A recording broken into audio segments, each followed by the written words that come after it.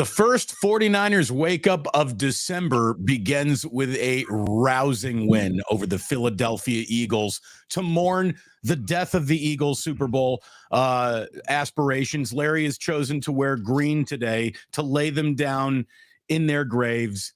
Look, we're not going that far, but Larry, what a win for the 49ers. As big of a statement as Kyle Shanahan's ever seen his team make in the regular season. Huge win for the Niners on the road. It wasn't close. They dominated this game. They got dominated in the first quarter, and they came back, and they really put it on the Eagles. And by the end, it was a very one-sided game, and there's all kinds of heroes in a game like this. But at the top of the list, to me, are three, which would be Deebo, Purdy, and the young DBs. The coverage on the back end was spectacular. Mooney Ward, Demo Lenore, who had the thunderous hit at the end there on Swift to punctuate the victory. And then, of course, Ambry Thomas. The 49ers have injected some youth in their secondary, and they went up against the top two of the top wide receivers in the game, probably the best tandem going right now. And they didn't shut them down. Those guys both had good numbers, but overall they bent, but they didn't break. They made plays in the red zone.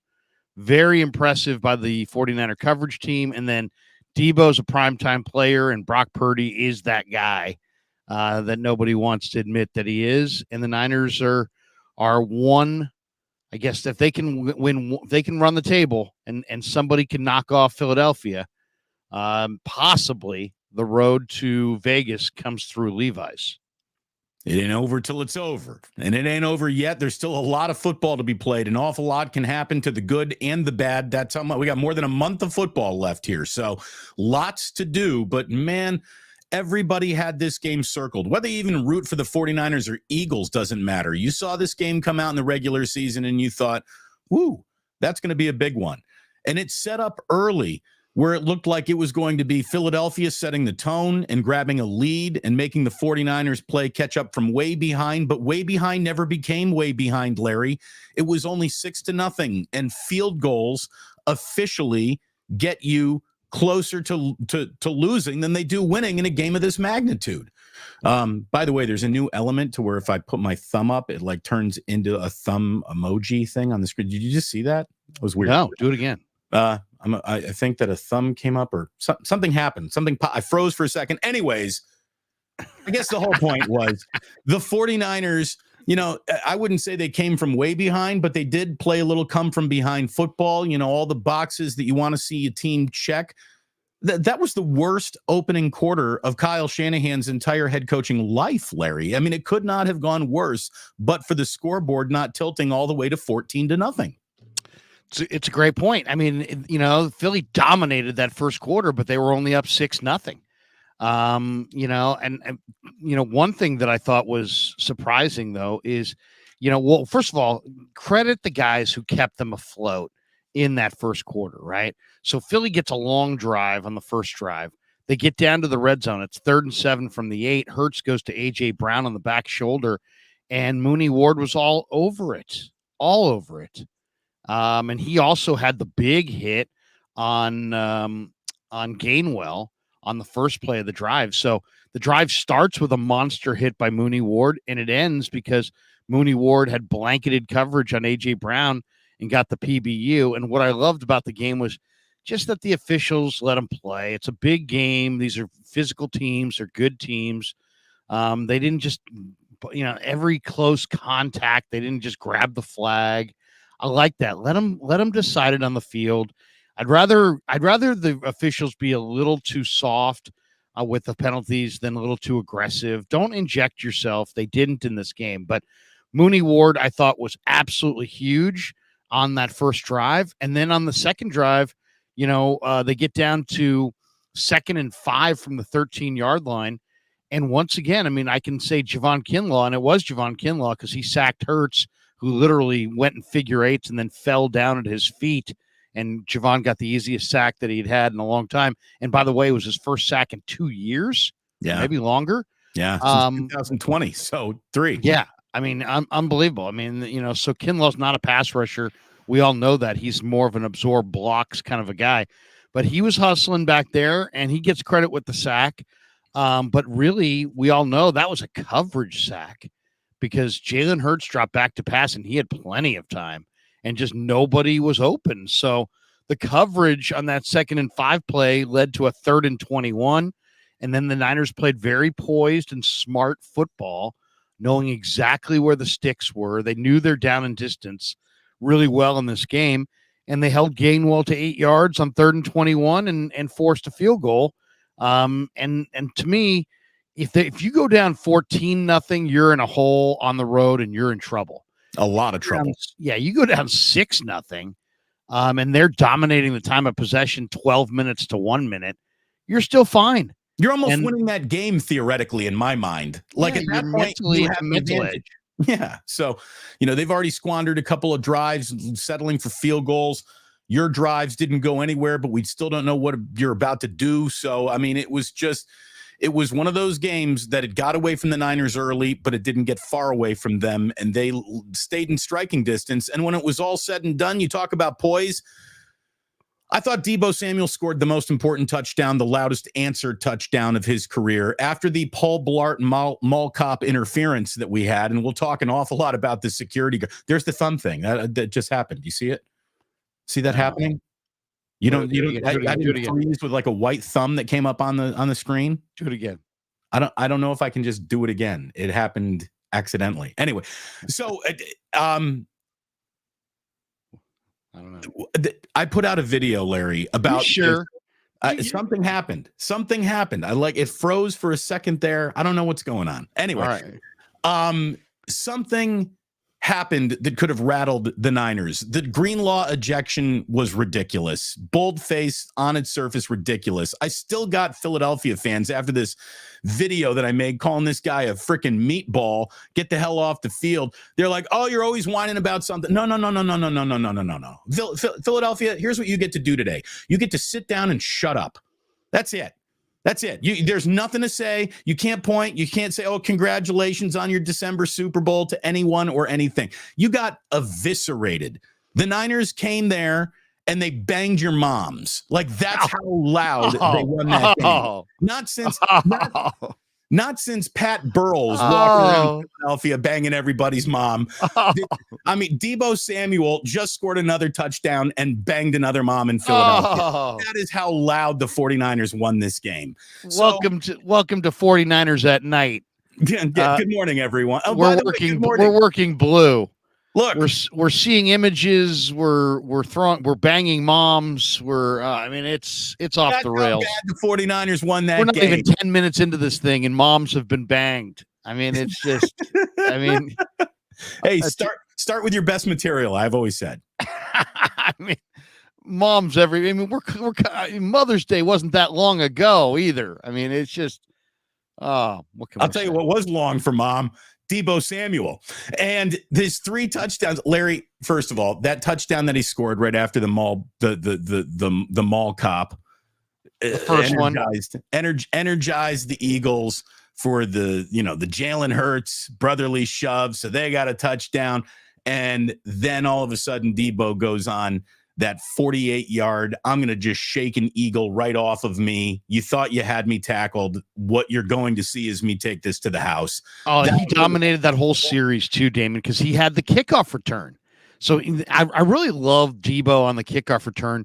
It's not necessarily for every yard that he gets. It's for the way that he does it and the confidence that he does it and the energy that he has. It's a fueling type situation watching him run with confidence and strength through a defense or on special teams. So he comes out, he has, the kickoff return, whatever, they're 1st and 10 on the 23. Cox sacks Purdy on the first play. And you're thinking, oh my God, they're going backwards again. This is looking really, really bad. The momentum you feel shifted. The crowd's into it. Greenlaw's been ejected. Big Dom is now walking out with his red neck. And all of a sudden, they go Deebo and one thing about the Eagles is the Eagles on paper were one of the NFL's best teams at limiting yards after the catch. And then for Deebo just to gash him and run right through him, to the point where Seth Joyner is on the radio this morning in Philly, just ripping Philly's DBs as poor tacklers. And they were in this game. He just ran right through them. And it was a major shift in the momentum. And you look up and you're like, whoa, 28-13, this thing. And that's when he started waving goodbye, I believe, wasn't it? Or was it not till the Ayuk? Look, it was worse than that. The Eagles were getting booed off the field at halftime, Larry. I mean, I love that customary? I mean, is that the way they treat their team? This team went to the Super Bowl. They're 10-1. It's at halftime, it's anybody's ball game. Yeah. I mean, it was a hard-fought first half. It was 14-6. Look, it wasn't like it was 28-3. Philadelphia fans turn on their own faster than any other fan base in America. I mean, they walked out of that Game 7 loss against the Arizona Diamondbacks telling every single Philadelphia Philly to go, I won't work cease and desist. Exactly. I mean, it's a city that is full of sports venom, and if you think that they handle winning poorly, wait until you see them lose. And there's an awful lot of that. No one, look at it this way.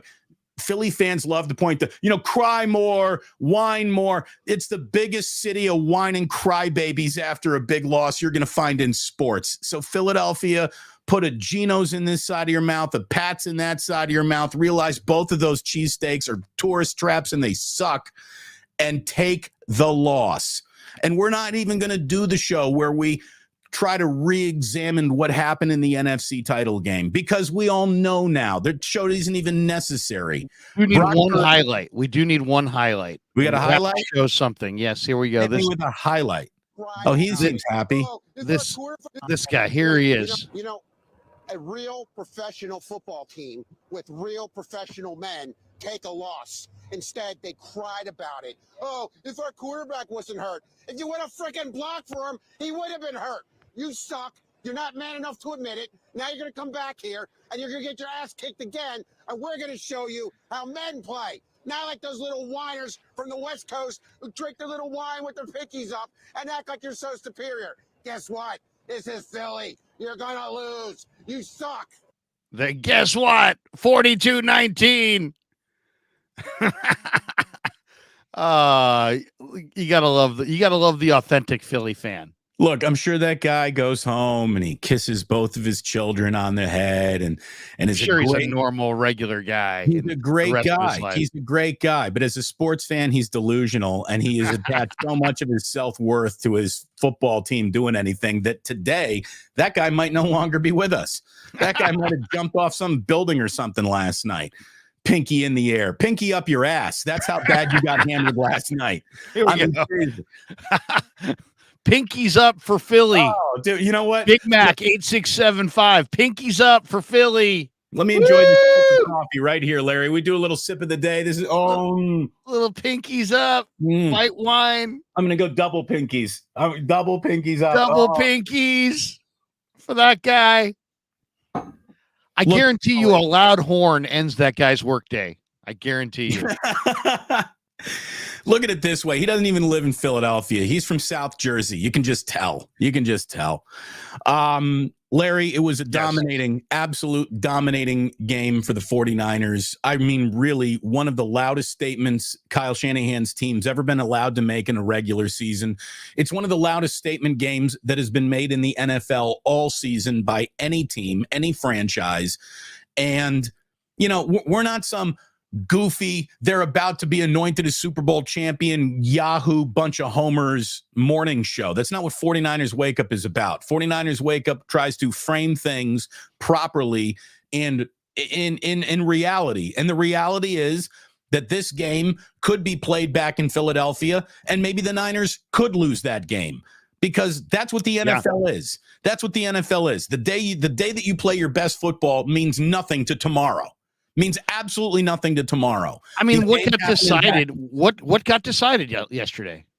The only thing that really got decided was that the 49ers, if they have to go back to Philly, will roll in with swagger instead of, oh, shucks, I don't know if we can get it done. I mean, That's I what don't happened. think they rolled in with an awful lot of that to begin with. Like, I just don't think that the 49ers function or think like that. It's not who Kyle Shanahan allows them to be. And they all, look, you don't have to tell a football team it's good. They know. Like, you don't have to tell a football team when it's bad either. They know. And this team knows, and I think the entire NFL knows, and now the national media knows, and all of Brock's detractors know now that when we sit around talking about the small handful of teams that can actually really become Super Bowl champions. So this will, let's say the Houston Texans are in the playoffs. Great. They're not going to the Super Bowl. They're not ready yet, but it'd be great for them if they get there to be super story. But that's where that story tops out, right? Well, for this year, right. They're building. Yeah. I mean, they're in their infancy. They're the impressive preschooler. Exactly. So there are still a small handful of teams that can actually win a Super Bowl. And the 49ers are right in the middle of that handful. Cowboys. I don't know if they're in the middle. I think the 49ers are the top team in the league. Well, I mean, in the middle. I think everybody knows it. When it's all said and done, when the Niners bring their game, they are the best team in the league. And you saw it yesterday. I mean, Eagles are cut the lead to 21-13 on the after, and Greenlaw gets ejected with Big Dom, even though the security guy put his hands on Greenlaw first. And the Niners get it back on their 23. And I thought one of the biggest plays of the game was the 3rd and 7. So, Fletcher Cox stuffs, sacks the quarterback on first down. CMC runs for 5 on 2nd and 12. So they get the 3rd and 7. And Purdy threw a really nice timed comeback route to Brandon Ayuk for a first down against Darius Slay. And it just felt like the Niners took a breath. The next play, CMC rumbles for 16 yards.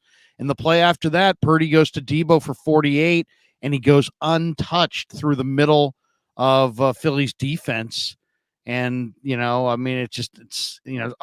up and it's 28-13.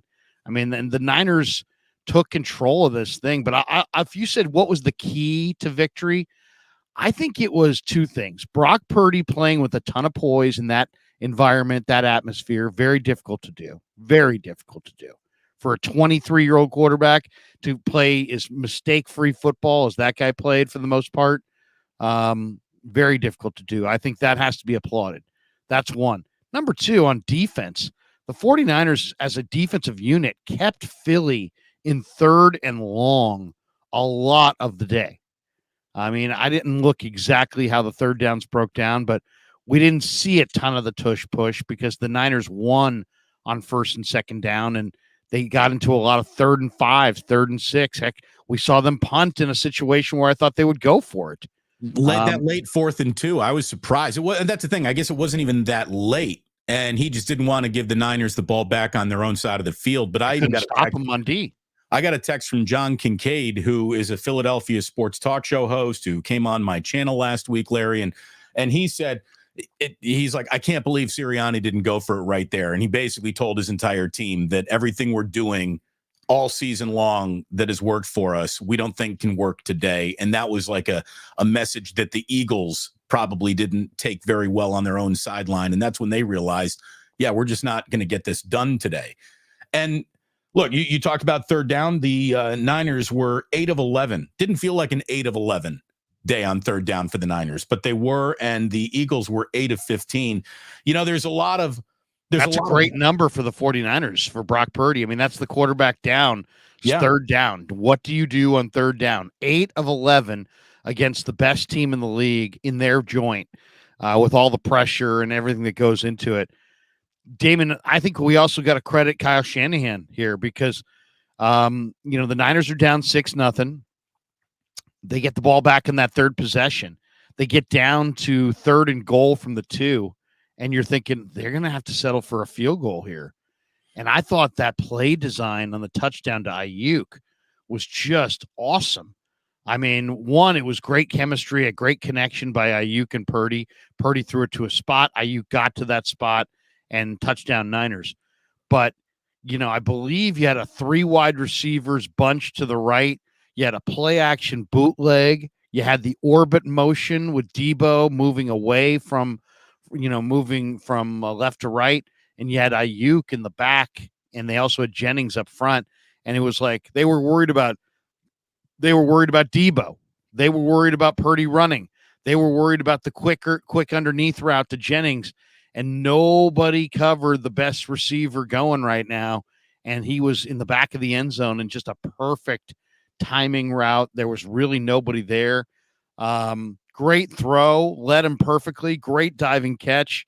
The Eagles challenge said it wasn't a catch, but replay made it stand up. Ayuk did a great job getting his hand underneath that ball because it did move a little. It did skid across the ground as he was going down to the ground. But yeah, but that was the design on that one was so unique because you have a play action bootleg and you got the orbit motion and you've got all kinds of eye candy pre-snap and there's all kinds of things going on there. You got the quarterback moving. You got Jennings with the quick underneath route. And it's like you just put tons of pressure right at the snap on Philly's defense, and they folded right there. So that I thought that was just an absolute pull it out of your back pocket at the perfect spot right there in 3rd and goal.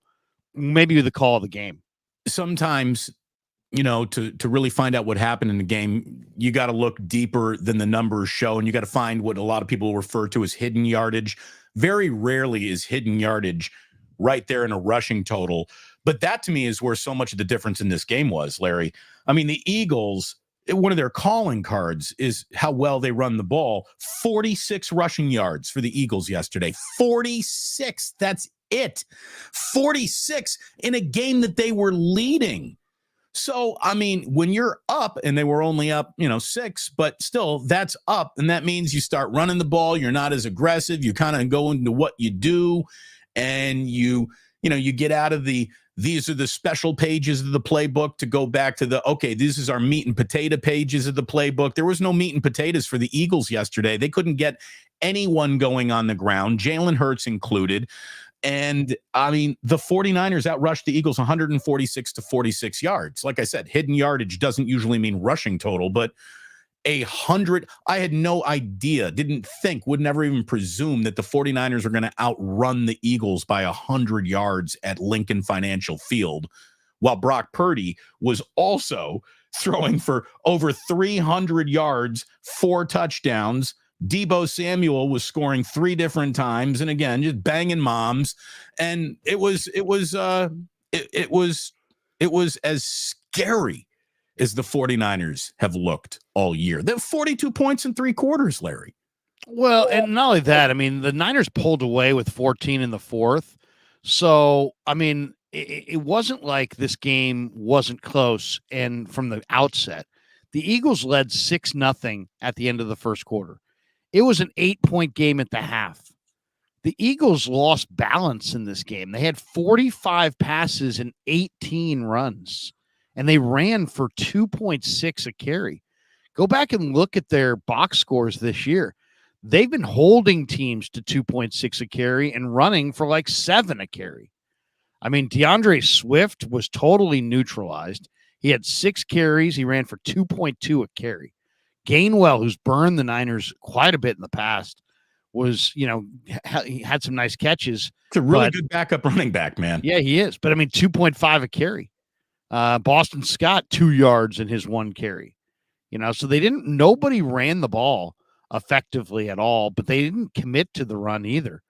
I think if there's one thing, if you're going to beat the 49ers, you got to commit to the run, and they didn't. They came out throwing the ball, and felt like the Niners, that was their advantage, and the Niner pass D stood up. I mean, the coverage on the back end was spectacular. I mean, let's be honest. 4 weeks ago, 2 of the top 3 tacklers of the 49ers weren't even on the field. Jair Brown led the Niners with 7 tackles. Greenlaw was second. He would have been first if he hadn't been ejected. Ambry Thomas was technically second with 6 tackles, and he had 3 of the Niners' 11 passes defensed. So, I mean, Ambry and Jair on the back end played really solid football on the road as very young players. I mean, Brown's a freaking rookie, and Ambry has what, half dozen starts to his name. I mean, he has barely played in his career. So, I mean, those are 2 young, talented defensive backs that stood up in the moment. That to me, there was one thing that I'm excited to talk to Wilkes about this week is how he felt his coverage unit stood up on the back end. I mean, if you look at those numbers, A.J. Brown was 8 for 114 and Devontae was 9 for 96. So it wasn't like they were shut down, but it was on 24 targets. I mean, they went at those guys a lot, so they caught 17 and they didn't catch 7. So not bad numbers. And it seemed like when Hurts did drop back to pass, there were multiple times where there just nobody was open. So that's huge departure from Cincinnati. If you want to know how good the secondary played for the 49ers, just watch all that time that Jalen Hurts had in the pocket. And I'm going to tell you right now, every single zoom in on Lane Johnson, he's got a handful of jerseys. I don't think that there's any offensive lineman that is allowed to false start and hold as often as Lane Johnson seems to get away with it. But no complaints, right? He's awesome, though, man. He's did really you see good. That play where he just ragdolled Bosa at the point of attack? I mean, it was just he's a really good tackle. He's a really good tackle. And like all really good tackles, you get away with a little bit of murder on your way to the Hall of Fame one day. It's kind of part of the position. But the time that Hurts had without him really even scrambling to extend that time, I mean, he is just sitting there like bouncing in the pocket, just waiting for something to pop open, and nothing comes open. And now, okay, it's the Niners, so I got to move a little here. I got to move around a little bit.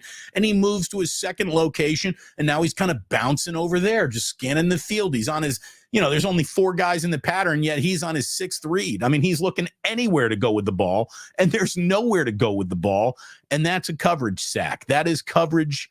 That is really good secondary play. And there is a clock of diminishing returns that Jalen Hurts did not have ticking in his head. And this is why he does take a lot of sacks, because there's a certain point where he has kept that play alive long enough to his advantage, but then the clock of diminishing returns comes in, and all of a sudden the advantage is very much on the defense, and you don't have anywhere to go with the ball. You're not going to just throw the ball away, which means you might put it into a little bit of a trouble area.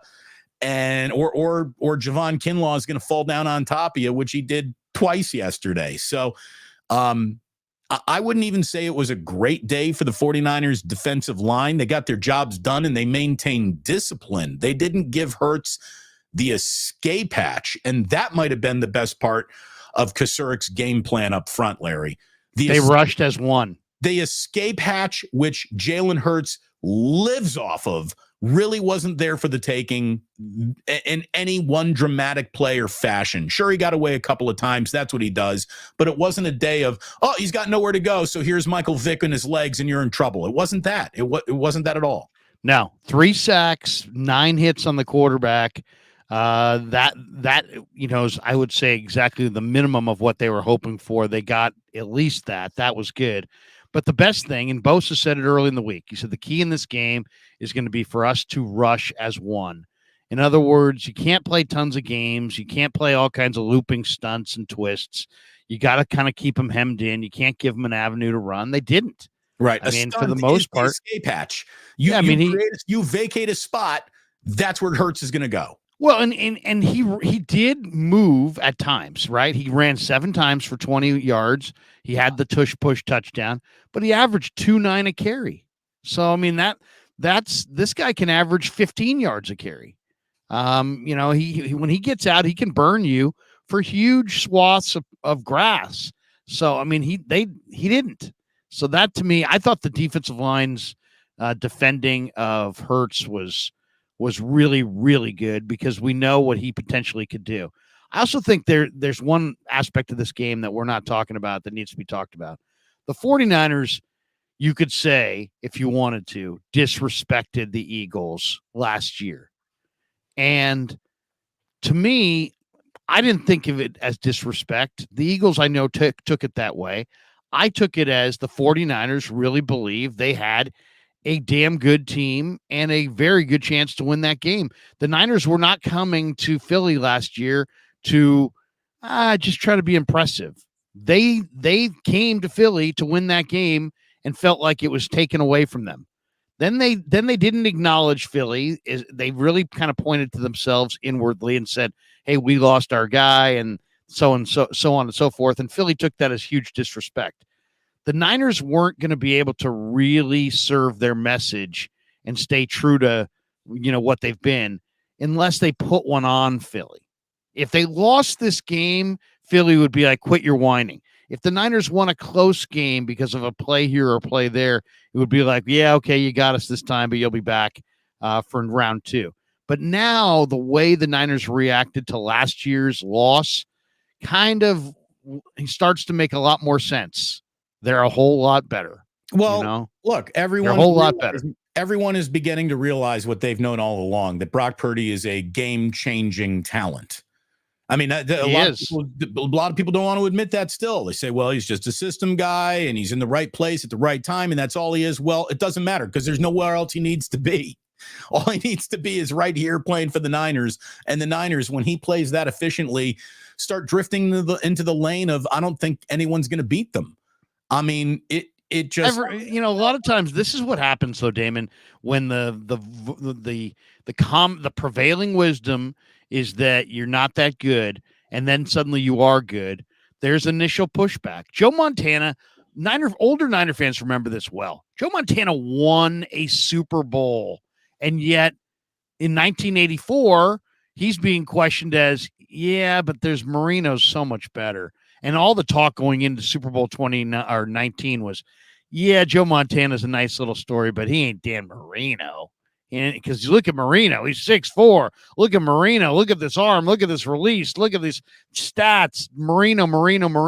And look, Marino, for those of you who did not see him, weren't old enough to know, he was the prototype. You would have taken Dan Marino over Joe Montana just based on a throwing session. I mean, it was remarkable. He was Mahomes and Allen and Herbert all wrapped into one with better release, with an Aaron Rodgers release, and Don Shula and killer receivers. And so, I mean, he was the real deal. Balls fired out of his ear hole. But I mean, the same thing with Tom Brady. I mean, Tom Brady won a Super Bowl, and there still were people who were like, yeah, system guy, product of the system. When Joe in 82, 83, he's still being, he's an athletic guy, but he's really fortunate to be in Walsh's offense.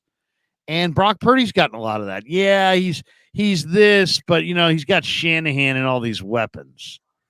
But in reality, at the end of the day, it's Joe was special, Tom was special, this kid is special.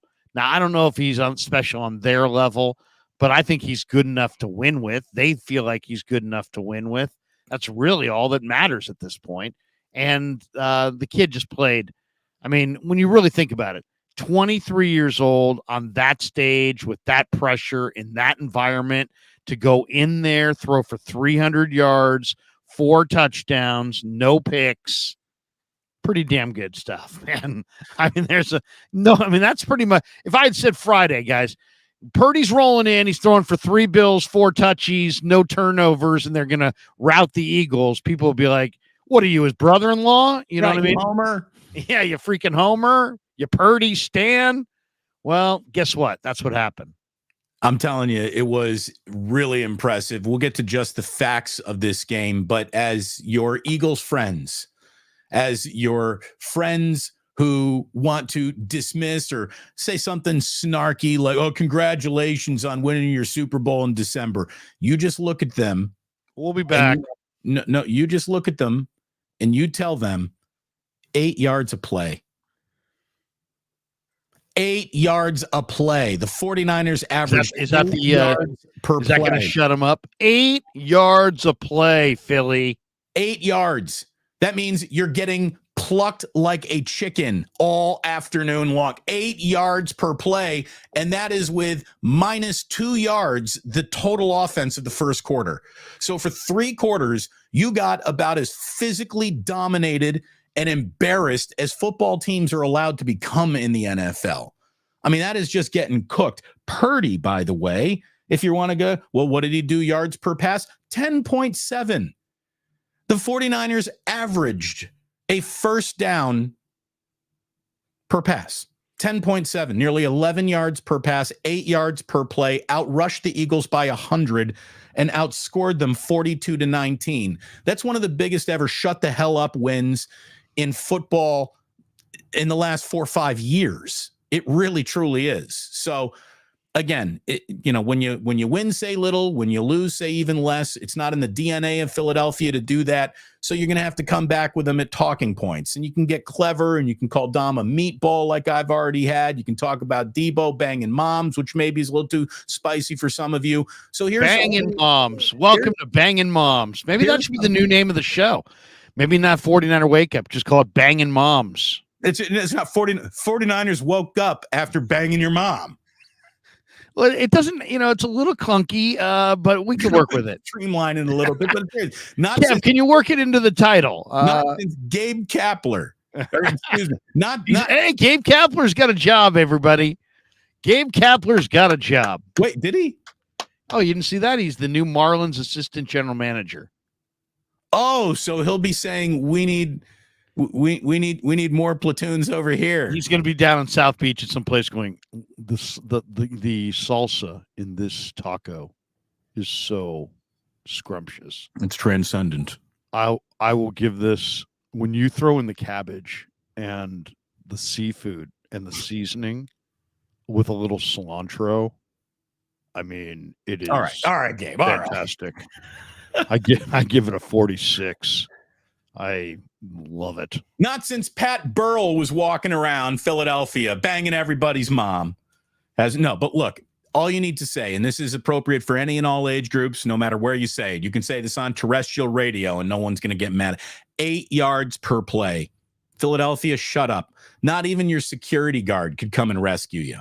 And I do want to talk about that. Who's that guy securing, by the way? He was literally on the sidelines. There was a couple there. When I'm watching the game again, there was a couple plays where he makes motions to like walking onto the field. I'm not talking about that play. I'm talking about other plays. Like if you go back and watch the game, you'll see Dom inching closer to the field. He thinks he's part of the team, Larry. I mean, he thinks he's on the team. He thinks he's wearing a uniform. He thinks he's a part of winning or losing. And Philadelphia, I guess, look, now here's the thing. I guess he sells T-shirts for autistic kids. I guess there's a lot to like about Dom. I did do a little research on him. I'm not saying he's the world's biggest, I'm not saying he needs to be locked up. I'm saying, what's he doing on the sideline?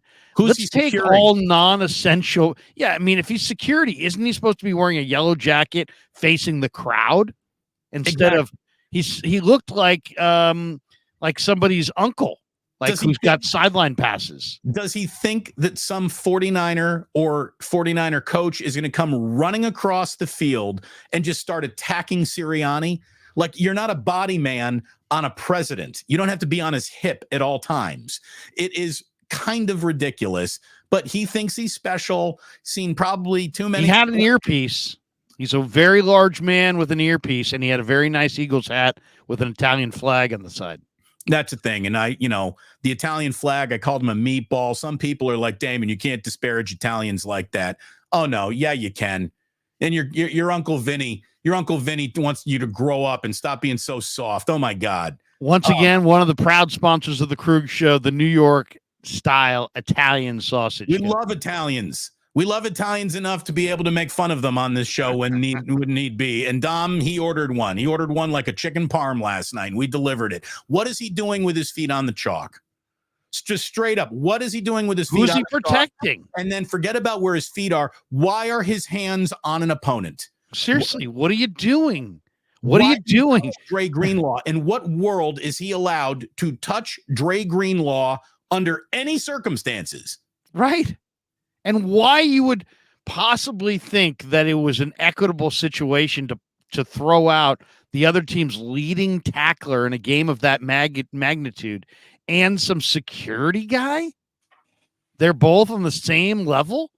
So the security guy can put his hands on a player, but a player can't kind of point back and suddenly, I mean, it wasn't like he dropped him with a left or anything. He was pointing and it like bumped into the guy's cheek and nose. It wasn't violence. It wasn't like Dom was hurt at all. So what are we doing here? You're going to kick Greenlaw out of the game like he's like Draymond Green with his 27th offense? I mean, come on. I know he's a hard hitter, but he's hardly got a history of going at, sideline personnel in the middle of games. I've never seen him attack anyone holding a down and distance marker. Right. I mean, you're gonna eject the 49ers leading tackler in a game of this magnitude. I mean, if the Niners had come back and gagged away the game, I mean, we'd be talking about that right there, that their leading tackler. I mean, what point of the game did he get ejected? So that was Larry. Now that was the beginning of the third quarter, and he still wound up leading the Niners in tackles. That's how good Greenlaw was. He was on pace for like a 16 tackle night, and instead he's Dom and him are left. Now, a lot of Niners fans are saying that Greenlaw didn't even deserve the penalty.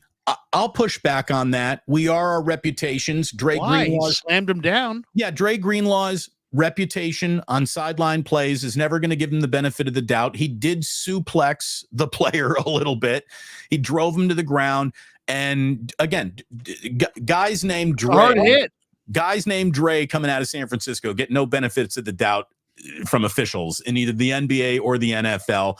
So I thought that the personal foul was totally, absolutely, I was fine with it. No problem at all. But the ejection, come on. I mean, I just like the NFL. Get off the game. Stop interjecting yourself into the game. But that give him a penalty. Give him the penalty. The penalty's even borderline. But to give him the penalty and the ejection is really was uncalled for. And it came from New York, Larry. I mean, that's the thing. It was only on replay did he get ejected. It wasn't an immediate ejection. There wasn't an official on the field who thought this player's got to get run. That came in from New York. I couldn't believe it. I mean, I was really flabbergasted. I've been watching football my entire life, and I've never seen a non-essential member of a sideline affect a game. I've never seen. I mean, we just watched Jacksonville.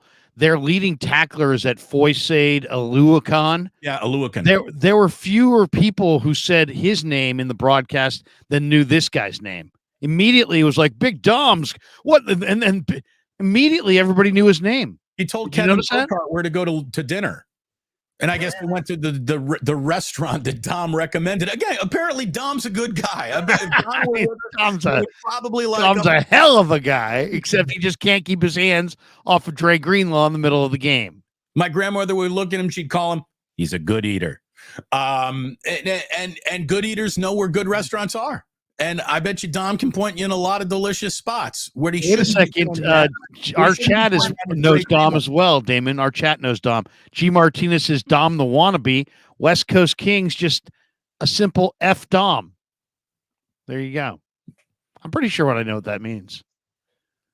I mean, feed Dom. Feed Dom. Is that what F Dom stands for? Look, I've never seen. Butthead. Dom thought the link was SeaWorld working as a whale. See, again, we don't need to fat shame. And here's the thing. Someone's like, Dom books bets for Sirianni. These are my people. The fat people are my people. I'm one of these people. You can make fun of your own.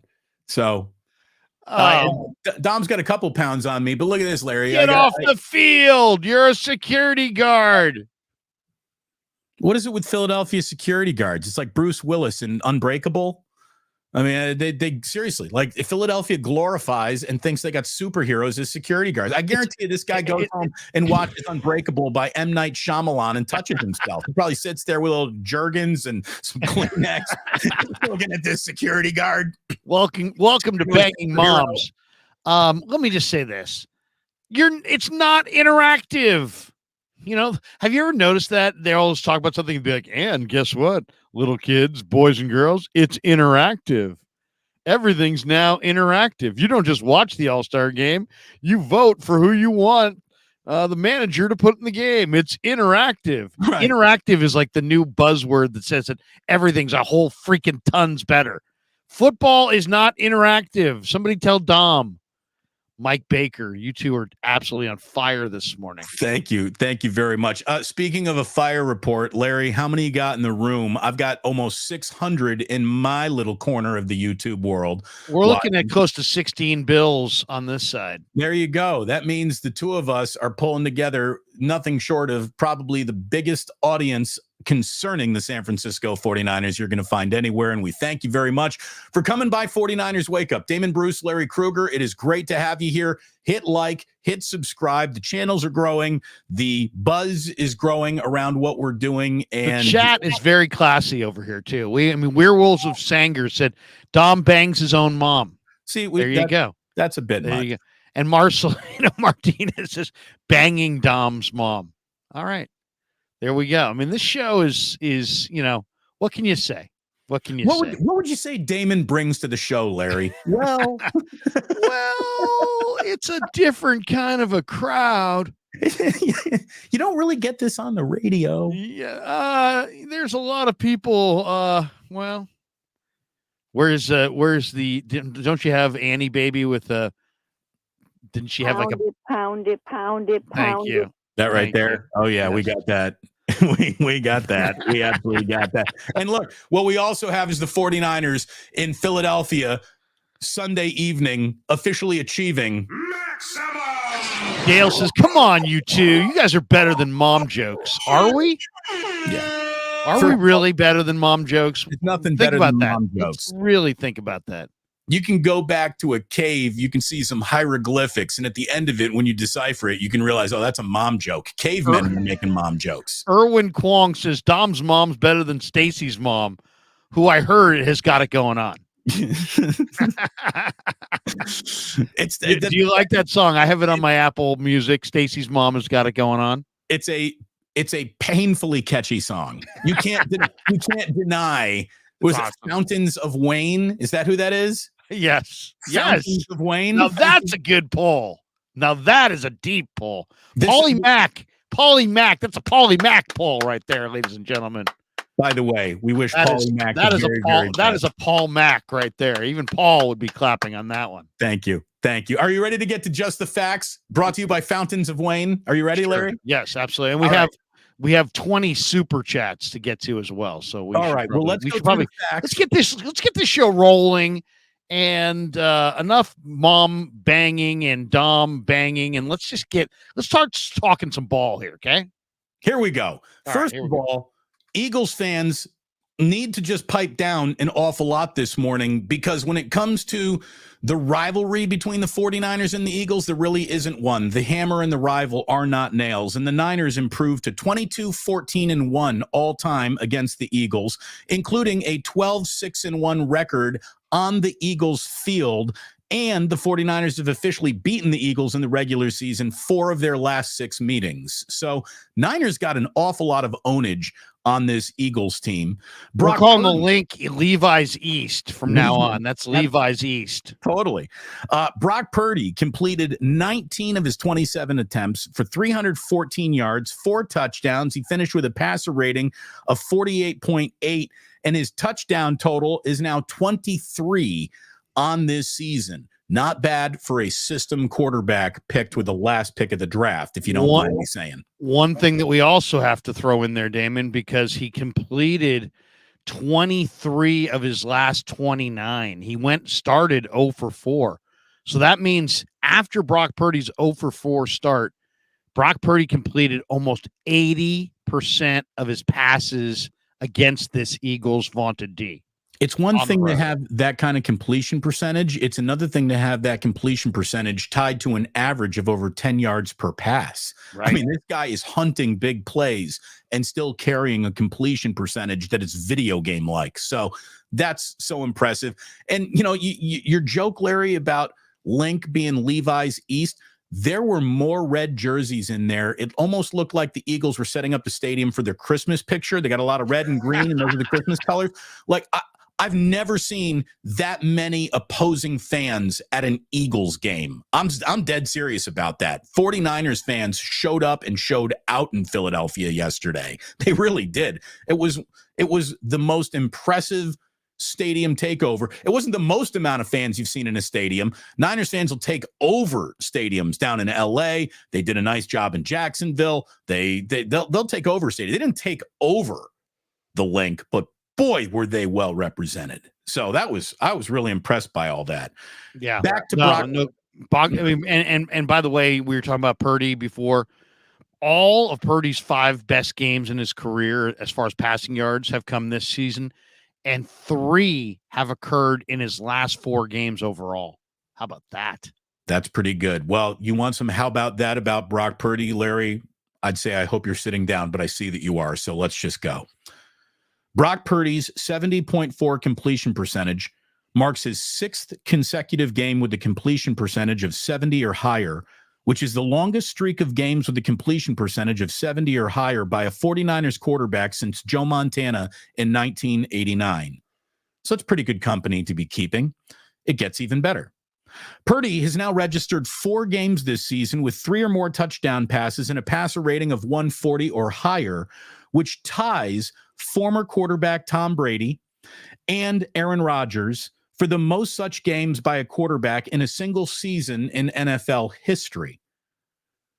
Okay, so Tom Brady and Aaron Rodgers have Brock Purdy standing in the same line in terms of, did you do this over the course of a season? And Purdy has checked that box, and with 5 more games to still play, who knows how many times he continues to check that box.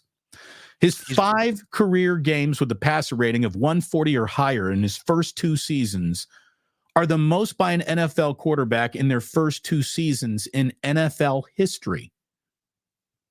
Okay, I mean, so we're talking about a guy, we don't know where it ends, but the start is nothing short of historic and measurable against the best of the best of the best of the best that have ever played in this league or his position. One more time. 5 career games with a passer rating of 140 or higher in his first 2 seasons are the most by any NFL quarterback over their first 2 seasons in NFL history. Amazing. Absolutely amazing. For a guy drafted with the last pick in the draft. And I'll say this, all this talk about, well, how does he do? Can he lead a team back? Can he lead a team back in the fourth quarter? Ultimately, what are you saying? When you're asking that question, what are you saying? You're saying that when things are bad and the momentum's not with him, can he lift the team up and play great football and respond? And to me, yesterday was proof of that. The Niners start the game with consecutive 3-and-outs. The place is howling. They're down 6-0. People are, I'm sure, sitting there going, Brock Purdy's not rolling in here and doing it. How did he respond? 11-play drive. On the 11-play drive, he completed 6 of 7 and then hits Ayuk in the end zone to get the Niners on the board. Then how does he follow that up? 10-play drive. He goes 90 yards. He completes another 4 out of 5 before McCaffrey scored a rushing touchdown to close out the first half. So, how does Brock Purdy respond to adversity on the road, tough environment? You just saw it there. An 11-play drive, 6 of 7, a 10-play drive, 4 of 5, and the Niners go into the locker room up 14-6. Larry, the 49ers offense scored a touchdown on 6 consecutive possessions, which are the most consecutive touchdowns scored by the team in a single game since 1992. Okay? Wow. I mean, scoring 6 times in a row is rare in a Big 12 game, much less an NFL game. The 6 consecutive touchdown drives, also the most by any team since the Ravens put 6 together back in 2019. So you got to go back several seasons to find any other NFL team who did offensively what the Niners did Sunday at Lincoln Financial Field. Almost an afterthought in all this was a really good game out of Christian McCaffrey. Again, unless McCaffrey is going like $170 with 3 touchdowns, he's almost taken for granted at this point. He's like, of course, Steph Curry hit 5 threes. He does that every night. That's what Christian McCaffrey's become. Christian McCaffrey, 17 carries, 93 yards, a touchdown on the ground, 3 catches 40 yards, 3 catches, 40 yards through the air. He's got 17 total touchdowns on the season to tie Jerry Rice for the second most by a Niners player ever in a single season. McCaffrey is now over 1,000 yards. He's the first 49er to go over 1,000 yards rushing since Frank Gore in 2014. He's got 5 games left to play, Larry. He's over 1,000 yards already. Brandon Ayuk scored. Before you move off McCaffrey, okay, please. His first touch wasn't until 14:11 of the second quarter. How about that? First time Christian McCaffrey, who some people think is the MVP of the league, touched the ball in the biggest game of the year, wasn't until 14:11 mark of the second quarter. And I mean, he finished with 93 rushing yards on 17 attempts, 12th rushing touchdown. You just said it. He eclipsed the 1,000-yard mark for the 4th time in his career, and he did it in just 12 games. This guy is absolutely special. And once the Niners got CMC rolling, everything else kind of just fell into place. It was a beautiful thing. Go ahead. Look, there's a lot of guys on this team who could play themselves into the Hall of Fame. McCaffrey's at the head of the class. McCaffrey is going to be a Hall of Famer. He's already done things that he's going to the Hall of Fame. That's who he is. And it's just you set your watch by him just falling forward. This guy plays, again, it's like he's an accordion. He can get big, he can get small. He can run through a big hole, he can run through a sliver. You get him matched up on the wrong linebacker, you're in an awful lot of trouble, and you saw that on the dramatic play that he took the ball way down. I mean, he just cooked. I don't even remember who that was. But the Eagles had a reputation for having slow linebackers, and George Kittle took advantage of that yesterday. McCaffrey took advantage of that, and Kyle Shanahan took advantage of that. His extra days to prepare were clearly well used. You know, they really, really were.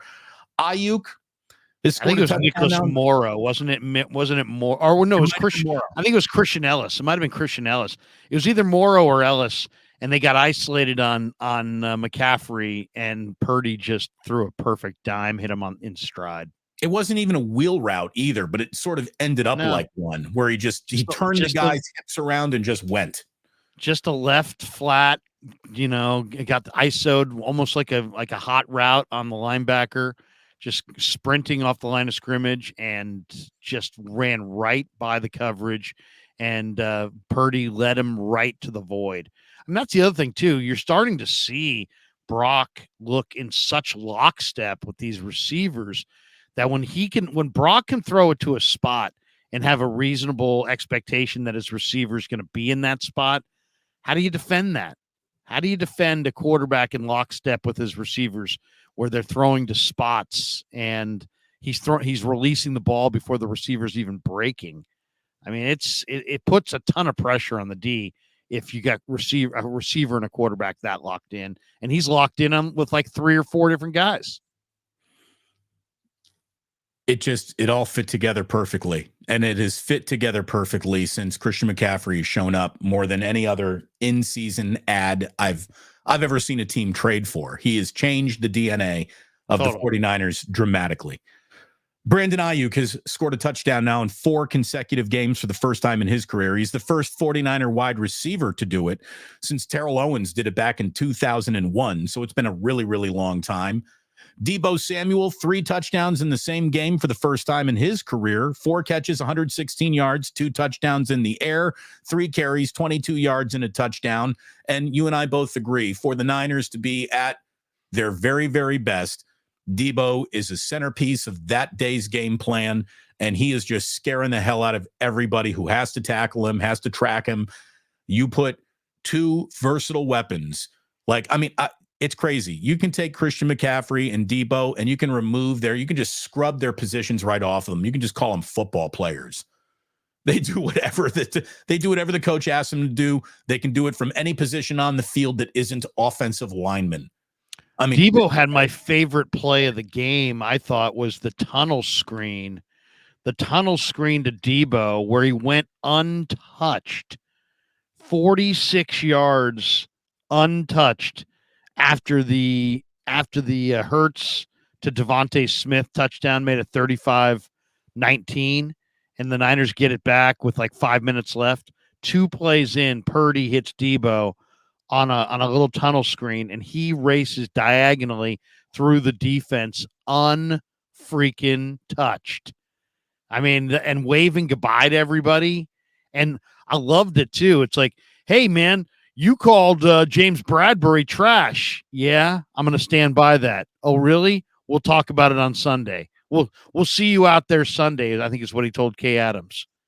Well, we'll see Sunday. And like it the way the Niners talked a big game, they had to deliver not just a win, they had to deliver a convincing win to really be like, yeah, that's right. We were confident we were going to beat you last year, and we're confident we're going to beat you this year. And if we're back here, we're confident we're going to beat you again. So, I mean, it's like, I thought it was the way the Niners handled all the talk and the way they delivered on the field was just a beautiful thing. You can't talk that game if you lose this game. You can't talk that smack if you win by a field goal. When you win 42-19, you can talk whatever you want to talk about it. You know what I mean? At that point, you just keep on talking. 8 yards a play. Yeah.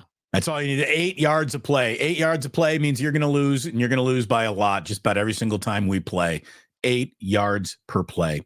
Juwan Jennings, last bit of offensive just the facts I want to slip in here, because Jennings had a really nice game with 3 catches for 44 yards, a touchdown, his first touchdown reception of the season, only the 7th of his career. But Juwan Jennings is just a guy who understands his role. He knows his role. He fills his role on this team. 3rd and Juwan is real. That guy makes big catches to move chains, and he had a good game yesterday. He really did. Meanwhile, defensively for the 49ers, they held an opposing offense without a 100-yard individual rusher now for the 39th consecutive game. It is the longest active streak in all of football. Javon Kinlaw, I mean, let's hand him his flowers. He has been someone who has been doubted and counted out and has underperformed his draft status since the day he was drafted. Whether it be injuries, hook, crook, ability, doesn't matter. For the most part, the light has not come on for Javon Kinlaw. It has come on a little bit this year, and it's shown its brightest Sunday when he finishes with a 2-sack game. This guy doesn't sack a quarterback, but he had 2 on Sunday in Philadelphia. 4 other tackles besides that. So, yeah, he was active. I mean, let's be honest. This was, the one thing that was pretty clear to me, and I wasn't sure last year after the game, of course, because we don't have that much contact with the players, but it was pretty clear after the way that Eric Armstead responded, the way that Kinlaw responded, that the criticism, some of these guys are big, bad guys, right? And nobody's bigger or badder than Javon Kinlaw. But, they hear the criticism, and the criticism hurts. And he had an entire offseason to watch those highlights, people joking, hey, he's getting kicked out of the club. And everybody, took their shots at him in the aftermath of last year's NFC Championship game, because there were some really bad plays right on film there where Kelsey was kicking him out, and he wasn't anchoring, and he couldn't hold up on that knee, and he just looked really, really bad. And Kinlaw, took a lot of that to heart. A lot of that, it was really hurt him. He is a kind of a sensitive guy. Armstead kind of even said it. He's like, hey man, that really got to Javon. And he, it's like, so he came back this year with just a vengeance. The Niners did not pick up his 5th-year option, that he doesn't even know if he's going to be on this team next year. But he has put together the best year of his career thus far. He's battling, he's staying healthy, he's playing with leverage more than he's not. He had an incredible play last week on Thanksgiving that led to the Ambry interception, where he just absolutely ragdolled the center and waltzed him into the back of Geno and forced Geno to throw before he wanted to, and Ambry came away with the pick. And Kinlaw's playing better, much better. And in this game, he kept those feet moving. He made plays against the run. He got in the backfield. He was active. Very, very strong performance from Kinlaw. And I feel happiest in some ways for him, because he got full redemption last night. I mean, he got full redemption. He was bad in last year's game. He was good in this year's game. Look, he is finally delivering on the promise of the draft pick.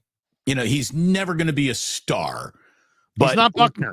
He's going to occupy offensive linemen because he's a legit check. You've got to check him, and that opens the door for other guys to flourish around him.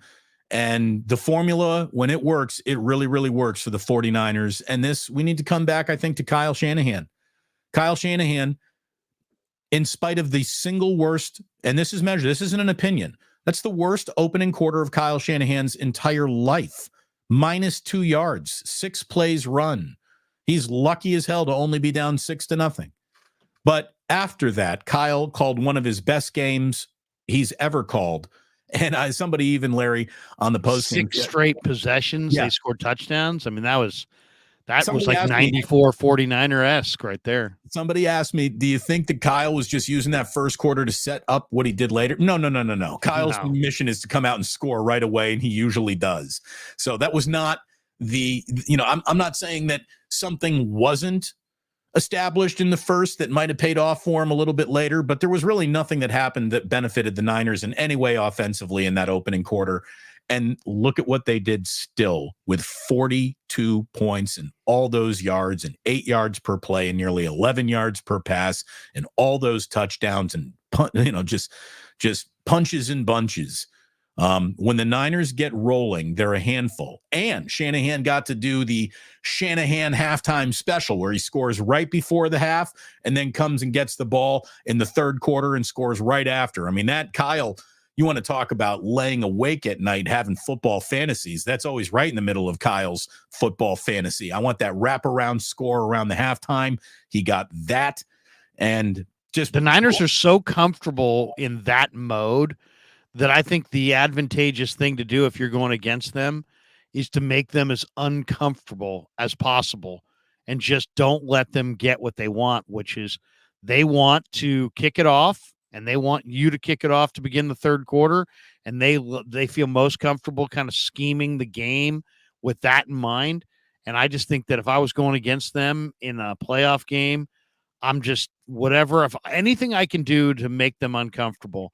And I would try to force them to have the ball first to start the game. No, again, and the Niners have responded by scoring more opening drive points than any other team in the NFL. So if that's the poison that you choose, that could be enough to poison you. I mean, the Niners got answers this year. They really do. The Niners got answers. And they were on full display in Philadelphia. Larry, let's you and I come up with some answers for all these good people and the super chats. I see more are coming in. So we got 26 sitting here. So let's get through them right now. Take us through. It's an extravaganza on this. What are we calling this show now? Banging Moms. All right. No, it's the 49er wake up. 49er wake up 49er after you wake up bang next to your moms. mom. All right. Philadelphia.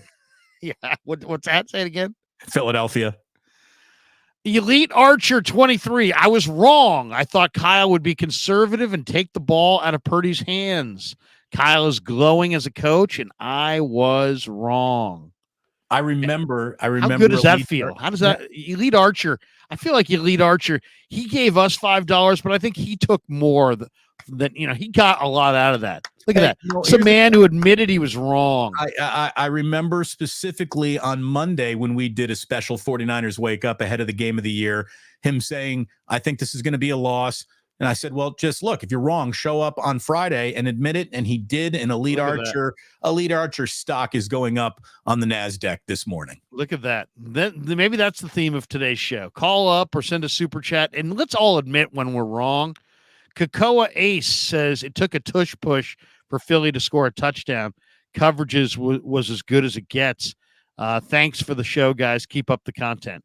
Thank you. Thank you very much. Look, at one point before that tush push broke the seal of the Eagles scoring a touchdown offensively in this game, the 49ers hadn't allowed an offensive touchdown going back like 7 full quarters. They didn't allow a single offensive touchdown against the Seahawks. And you had to go back to the opening minute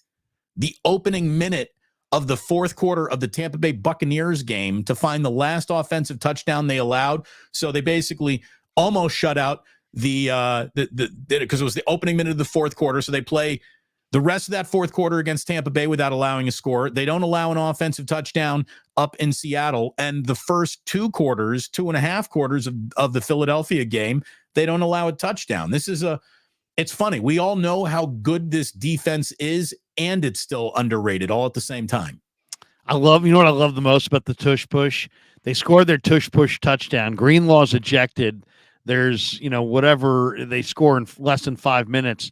Niners get it back 5 plays later. Deebo, 48 yards. It's 28-13. It's the biggest answer. It's the biggest answer of the NFL season. It's the biggest answer touchdown of the season, and I honestly think it might be the biggest touchdown Deebo's ever scored in his career. What a great moment, though, for the Niners. You go from the place is rocking, Greenlaw's ejected. They think they're coming back. They're coming back. And next thing they look up, it's 28-13, and Deebo is waving bye-bye. That was dramatic. Ernest Angulo says, super sticker. We'll Thank you, Ernest. Love the super sticker. Always been a fan. Hutch Serves Gaming, the mayor of Murfreesboro, jumps in with $1.99. He says, Purdy equals MVP, enough said. Most valuable Purdy at the very least. Will they be talking MVP for Brock Purdy nationwide today? Yes, they will. Will they be giving Brock his as he? Some will. Some will. Look at it this way. What will your buddy Nick Wright be giving him his? What talking points? No, probably not. But what talking points would anyone have to tell you what Purdy isn't? Right. What are you going to do? You're going to go back to the 3-game losing streak, which might as well be a year ago. And by the way, in that 3-game losing streak, he put his team in position to win that Cleveland game. It was a missed field goal. And in the other 2 games, even though he did throw those interceptions, he also passed and threw for more than 700 yards over 2 games with a completion percentage over 70. If you were at those games, you would claim that Brock Purdy was the best player on the field against Minnesota and Cincinnati. Right. But, all anyone understands are their preconceived notions and who won or lost. So he's losing games. People calling for Sam Darnold. How, by the way, how does that look right now? Just close your eyes and think of people who were calling for Sam Darnold. Just think about that. Think about that for a second. He is a great human victory cigar. Let's let that one sink in there. Wasn't within the last 30 days, people have been calling for Sam Darnold. Who? I'm just saying. Who called for Sam Darnold in the last 30 days? Who? Let's just. Who said that? I'm just saying. Who said that? I'm just saying. Who said that?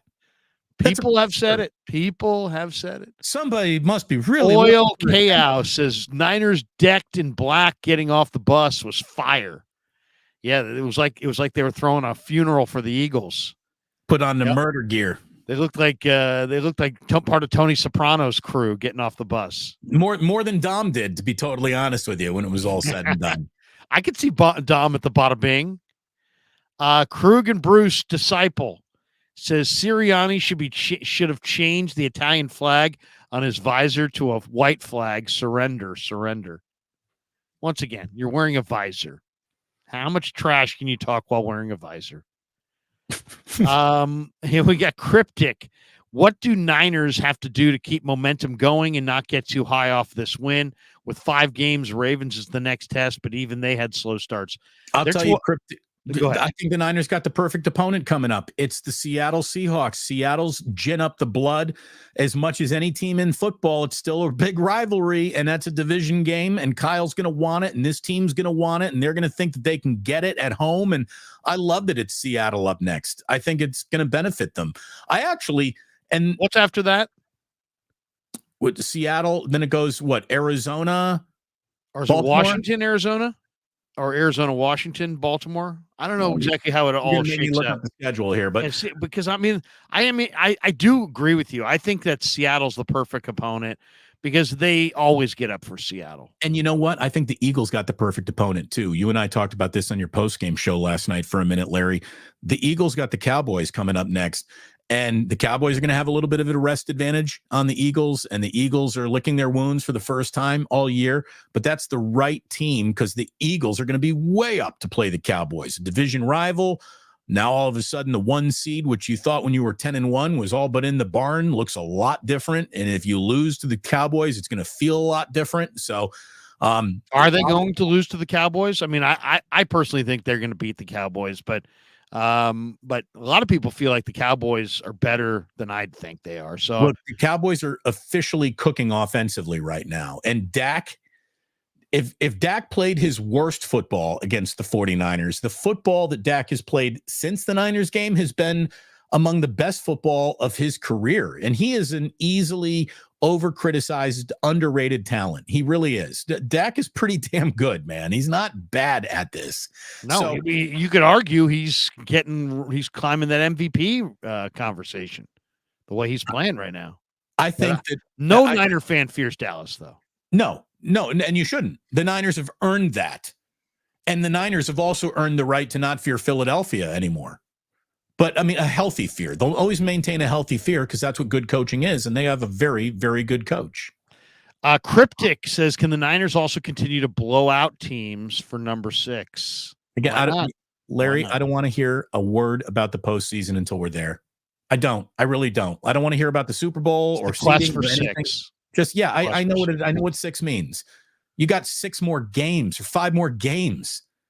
5 more games is a football lifetime. That's half a season almost of football. So there's a lot of football left before you can even start thinking about a postseason. I hear you. One at a time. One play at a time. I know that's the player's mindset. I asked Fred Warner about that a couple weeks ago. I'm like, what is your guys' mindset coming out of the bye week? And he's like, we're not even thinking one game at a time. We're literally thinking one play at a time. You know what Deebo was thinking last night? One mom at a time. Todd Mickle says, Larry, third quarter, out and up, Purdy made to McCaffrey on the sideline. Please comment. Great touch. Yeah, we already talked about that play. I mean, he released off the line of scrimmage. He had ISO'd on the linebacker. Purdy recognized the ISO, threw it to a spot. It wasn't really, as Damon said, it wasn't a true wheel route. It was literally just McCaffrey sprinting to the void and on that second level, and Purdy dropping it in his lap. It was a thing of beauty right over his right shoulder. It felt like a wheel route because he was between the defender's back shoulder and the sideline. Right. I mean, he found that negative space, and I don't know what route got him there, but it was like a wheel route would be. The wheel route would be the equivalent of the out and the up, right? So you turn over your left shoulder, you put out your right hand, you're running the out pattern, and as soon as the DB bites, you flip around and you put out the left hand and you get up the field by 3 or 4 steps, and that's your classic wheel. But this wasn't a wheel. This was like a free release off the line of scrimmage, sprinting directly to the spot, and he just threw it over his shoulder. But it was the kind of touch throw that was beautiful because it hit him in stride. I mean, that's the one thing that Brock Purdy does, and he does it routinely, and he makes it look like, oh, yeah, anybody can do this, and anybody can't do that. Because we watch Jimmy and Kaepernick and others really struggle to throw the pass out of the backfield that keeps to the runner in stride. Joe Montana hit everybody in stride. So we got used to it. Like, oh, yeah, quarterbacks just hit receivers in stride. Then you went to Steve Young. Steve Young struggled with it. Eventually, Steve hit everybody in stride. But then you get to that next group of lesser quarterbacks over the last couple decades, and you realize hitting a receiver in stride is an art form that many mediocre quarterbacks just can't conquer. And they don't do it with any consistency. Now you got Brock, and he's doing it routinely, and he's making it look like he's putting that ball on Juwan Jennings' hands in the flat. How about that one on the sideline where the coverage was tight, and he just it was an out pattern, put it right on his hands. Wasn't high, wasn't low. It was literally right where his hands were, right as he turned around, just 2 feet outside the reach of the defender. I mean, Brock can throw guys open who are covered if he just has a little bit of space. His accuracy in the short and intermediate stuff is really fun to watch. Look, there's no football offense from Pop Warner to high school to college where hitting your receiver, your target in stride isn't important. But in the Niners offense, in the context of all of this, it's built to be sprung open with yards after a catch. It's doubly important in Shanahan's offense that you're hitting guys in stride. So they're just going full freight train as soon as they have the ball. And that is part of the reason why Brock Purdy is the perfect quarterback for Kyle Shanahan. He puts the ball where it's needed. He puts the ball in stride. He protects the ball. He makes the right decisions, and he just does what the coach asks him to do. And Shanahan wants a yes chef quarterback, and he's got one. And when he has to go off schedule, he's got enough wiggle in him to make that play work too. I mean, it really is. If Kyle could have drawn up the quarterback he needs, he might have drafted Trey Lance, but the guy he needed was Brock Purdy. And thank God he ran into him. Yeah, he drafted Purdy too. Yeah. This is why I love YouTube, because the people in the chat are so educated. This is a great one. Jason Lutz, thank you, sir, for this great super chat. He said, what was the biggest surprise yesterday? Who is the unsung hero? Do we have a glaring weakness on the 49er team? Also, who's got it better than us? Thank you, Jim Harbaugh, who said that, by the way, on the stage for the Michigan Wolverines after they won Saturday night over Iowa in the shutout fashion. Who's got it better than us? Harbaugh was he's like the hardest guy to interview. Klatt was doing a nice job. He wouldn't face the camera. He wouldn't give him a straight answer. He's like a 4-year-old who's like hopped up on Mountain Dew, who's like, he just can't he's just wiggling, and he can't stay solid and answer a question and just be normal. He's constantly pushing other people in front of the mic, and it's weird watching Harbaugh interact on a stage when people are trying to interview him. Is just so bizarre. Can we be honest about who he is and what he is? He's nuts. When we did an interview with him, he was nuts. Remember the interview in the draft room? Yes. We were asking him basic questions. Jim, what do you like about AJ Jenkins? And it was like clear as day. He'd never seen him. He's like, he's in the honesty. Good conference. And yeah. The guy's got, some guys run well and some guys run really well. And this guy runs really well. It was like that kind of a thing. It was like, he's a football player, and he's a player plays football. You could tell right away he didn't like the pick. You could just feel it. You could feel it in the room. And I didn't like the pick either, and that's all well documented. Yeah. Look, Harbaugh's a beautiful asshole. It's who he is. He's a beautiful asshole. He's a good coach. He's annoying as hell. He is going to get under everybody's skin. He's going to wear out his welcome. For most people in 5 years, for those diehards, he'll wear out his welcome in about 10 years. You get twice as long with him. But college is perfect for him because they graduate. Right. Players. By the time you're tired of his who's got it better than us routine, it's time to move on to your next stage of life. But who's the biggest surprise? Jason wants to know, who is the unsung hero? Who is your biggest surprise? And do you think the Niners have a glaring weakness? What do you think? Go for those two, Damon. Okay. So here's the biggest surprise yesterday is the dominating fashion of the win. The unsung hero yesterday is Jair Brown, who got cooked a couple of times, but kept in there. And I just think that this kid who has just been thrown into the fire with a lot of responsibility taken over for Hufanga has done a great job. A lot of shows today won't even bring up Jair Brown. So I think that checks the box of unsung hero in this game for the 49ers. And he didn't have the definitive play. He was just solid all afternoon long, really. And the glaring weakness in my mind, Larry, this might be unfair. I told you that Ray McLeod wasn't getting it done on punt return. I wanted to see someone else. Ronnie Bell nearly fumbled the ball back yesterday on a punt return that would have given the Eagles enough momentum for them to think maybe we're not out of this. Luckily, that ball bounced out of bounds. I think the glaring weakness is punt return on the 49ers. Now, if you honestly had to come up with a team's glaring weakness, punt return is maybe the least damaging because it's such a, of all the plays in a football game, the punt return will probably be among the least of them. But boy, when they go wrong, it can really turn a game around. And it's to the point where Hey, maybe just fair catch everything. Like, instead of almost turning the ball over, you had Ray almost turn the ball over a week ago. You had Ronnie almost turn the ball over this week. Come on, guys. Just fair catch the damn thing and let the offense go to work. As far as unsung hero, I love your Jair Brown, by the way. Led the team in tackles. That's a great one. But I'm going to go with Ambry Thomas, because I think Ambry Thomas has been, he's been in the depths of, man, he's not playing. You can't trust him. Bad pick. He's a bust. So on and so forth. 3rd round draft choice. Adam Peters supposedly banged the table loud for Ambry Thomas. And now you're seeing him play great ball. And I talked to him last week. I loved his mindset. He'd gone up against Devontae in college, Devontae Smith, and felt confident. He had 3 passes defensed. He played with poise. He stayed aggressive. He made 6 tackles.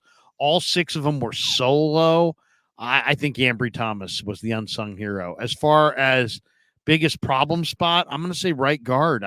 Was there a reason that Feliciano didn't play? I never heard one given. You'll find out more about it this week when you're down at headquarters. Spencer Burford is still struggling. I mean, he had a false start. Spencer Burford has to get it dialed up and has to get better fast if he's going to be the starter at right guard. I say right guard is the decent weakness. Player in the making. It's hard to make good guards in this league as young as he is in his career. Yeah. But I mean, he's got to figure out a way to just minimize his mistakes. I mean, you're on a line where if you can do your job, I mean, in a lot of ways, he's physically the prototype. And I thought McKivitz played pretty well at times at right tackle. And I think Brendel did a decent job inside. I mean, here, let's talk a little bit about, I didn't hear Jalen Carter's name mentioned. Did you hear Jalen Carter? Jalen Carter had 3 tackles, 2 solo. He had no sacks, no tackles for loss, no hits on the quarterback. The only time he stood out in the broadcast is when they cut away to Sirianni. He's like, he's trying to calm his player down. Like, that's the only time he really stood out in the game. So I'll tell you, the left side of that offensive line, the job that Williams and Banks did yesterday, that's where so many of McCaffrey's runs went. You can see. Now, maybe it's avoiding Darius Slay, but Purdy peppered the left side of the field all day with his targets and his completions. So they found something to the left, and they just kept hammering it all afternoon. Yeah. Good call. Juby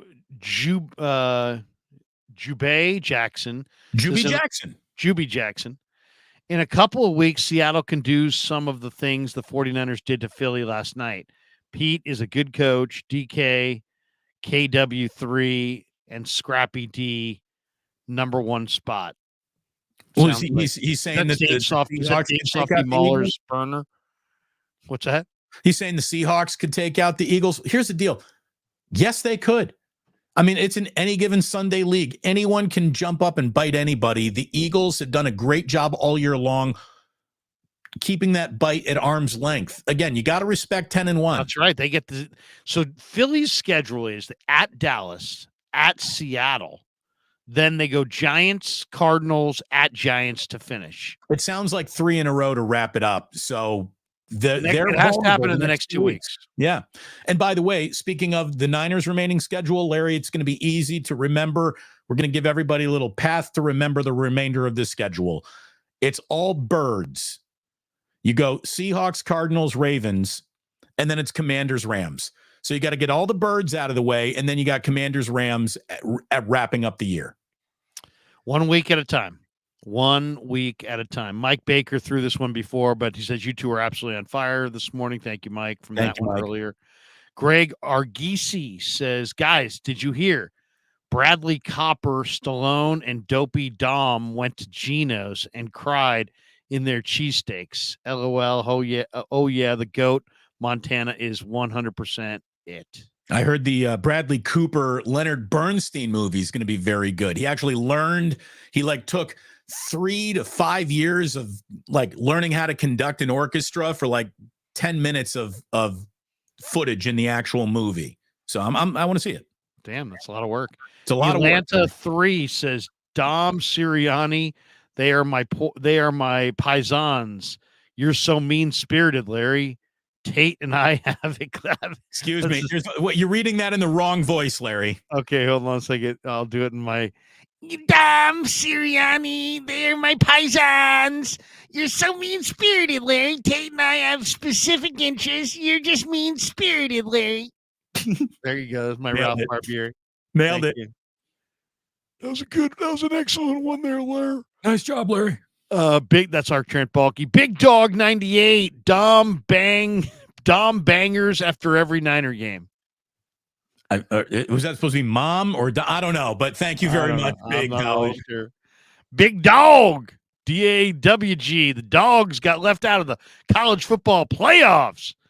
Dale, $5. We only played 3 quarters, boys, and put up 42. Just saying. Seriously.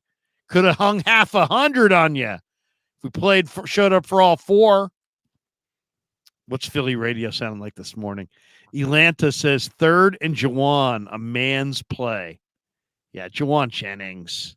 Jawan Jennings is just a beast. He could have absolutely also qualified for the unsung hero of the game. Seriously, Jawan Jennings is just. By the way, there's another money player. I don't know why it just came up to me, but George Kittle had a play that was a perfect design on the little pass that he caught out in the flat after he put a really nice chip block on Hassan Reddick, and then he got lost in the action of the block on Reddick, and Kittle just takes it and goes, 18 yards and gets them into a 1st and goal situation. Kittle had a day that didn't stand out like a sore thumb, so maybe you could even say he had a little bit of an unsung hero day. Oh, Damon, I think you're missing the biggest part of Kittle's day. He went 2 hands on the ball in traffic. He went Larry Zonka, full on. Yeah. Both hands around the ball in traffic. I mean, that right there is awesome. I love seeing that. That's just a guy who wants to win. When you're putting 2 hands on the ball, it's like, I know you guys are going to try to punch it out. I ain't giving you that. Makes sense. Donates $11.67. A very specific donation. He says, Kyle is on his knees praying to the Lord, saying, thank you, Jesus, for your holy blessings of Brock Purdy, who loves my plays as he learns them, running my offense like a surgeon. Yeah, you think Kyle likes Brock Purdy? You think? Did you see Mike Shanahan said that the first time he saw Brock Purdy in practice, he was like, he knew he was special? I mean, I wonder how much of that is revisionist history. It's a lot easier to say that now, but maybe. I mean, maybe that's what a coach's eye tells them instantly, and us lucky to just be watching types need to see a little bit more. But maybe that's the difference between I'm an NFL coach and I'm a guy talking on YouTube. Gold Rush says, would love for you both to do live coverage. Well, this is live. This is live. I think he means like in the middle of the game. Yeah. You know what? Then I can't sit there and enjoy it with my 14-year-old. Davis says everyone should really soak up and enjoy these days because in the future, we will look back on this team as one of the 3 greatest of all time. Purdy was a gift from the football gods. Love the enthusiasm. Slow down. I love how this guy was like, he's Mr. Irrelevant. He's got a rag arm. He's dink and dunk. He can't get it done. We need Trey. And here we are. Was Davis big in the Trey camp? We're not even. What's that? Was Davis big in the Trey camp? I don't know. I'm not sure. I'll say this. Look, do soak it up. Do enjoy these days. Is this team about to become one of the 3 greatest? So we're going with what? 85 Bears, 94 Niners, and this Niners team? I don't know. Let's find out. There's a lot of football left. You're going to put the 85 Bears as the greatest team of all time? It's still the measuring stick of excellence that every team is weighed against. On defense. Right, but that's enough. They had enough of that to didn't matter who your offense was. Yeah. They would just win. I don't know if the 85 Bears are the greatest team of all time, but I do think it's the greatest defense I've seen, bar none. Let's not even have a discussion. And I love the 2002 Bucks, the 2000 Ravens, the 75 Steelers, Seahawks, 2013, pick whatever defense you want, but the 85 Bears are the standard bearer for D. What are you talking about? Yeah. What are you talking about? It was a magical year. Oof. It was a magical year. That's what happens when you have one of the great GMs, Jim Finks, and one of the great defensive coordinators, Buddy Ryan, and all that talent came together at the right time. Amazing. All of a sudden you looked up and you're like, this is unfreaking believable. Bazzy Mian says Niners dressed in black for the Eagles funeral. Do you have that clip of Trent? You played it last night on your post game, Larry, where Trent came out and looked like he had just gotten back from a gangster's funeral. I mean, he had shades, dressed in black. He had the black fisherman's hat on. He looked like he had just murked like 3 or 4 dudes. Oh yeah, let me see. I can dial up the Trent. Yeah, Trent yesterday had the look that was just phenomenal at the press conference. He had the black leather coat. He had the sweet leather hat. I mean, he just looked. Right. The only thing he didn't do at the podium was sell 3.5 keys of cocaine to Howard Eskin. I mean, like he just looked like he had just done some real criminal shit. It was fantastic. This isn't him talking, but here is a little bit of the Niners yesterday walking in, and you can see this here. Hold on. Here we go. First, you got Deebo. Look at that leather. Did he ride a motorcycle? Fred. Black, you got CMC. black, There's black, Big Trent. Look at that. Black. Look at that. Black. That's not coincidence. They went in there to put a team to sleep. They wanted to show they were for real yesterday, and they showed it. They showed it in a big bad way. Let me see if I can find that Trent for you, woman, before we move on, because I do want to find it. I had it yesterday here. If I can get Trent talking, he was really good on the podium last night.